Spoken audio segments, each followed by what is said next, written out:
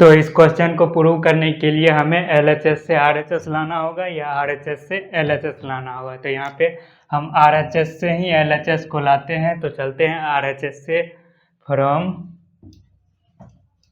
RHS।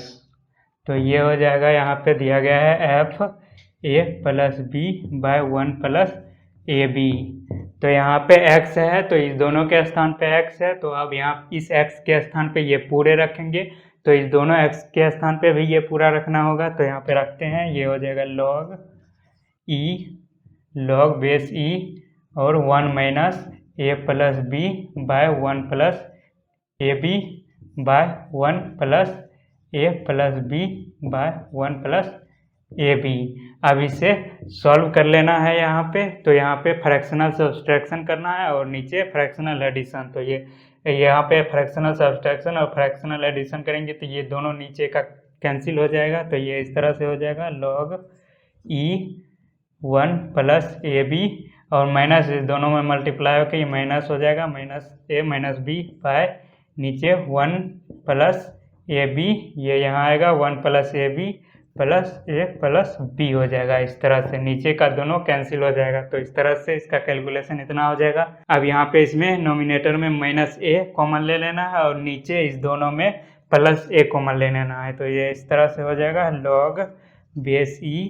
यहाँ पे इस 1 को बाद में लिखेंगे, पहले यहाँ पे कॉमन ले लेते हैं -a। तो यहाँ पे हो जाएगा 1 - b और अब इस 1 को लिखेंगे +1 - b हो जाएगा। तो अब यहाँ पे नीचे भी यही हो जाएगा, यहाँ पे +a कॉमन लेंगे हम, तो 1 + b + 1 + b इस तरह से हो जाएगा।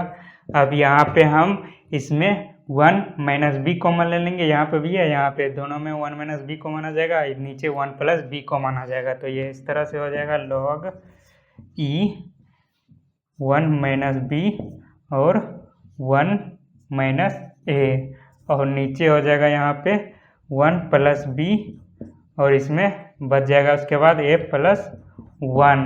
अब यहाँ पे ये दोनों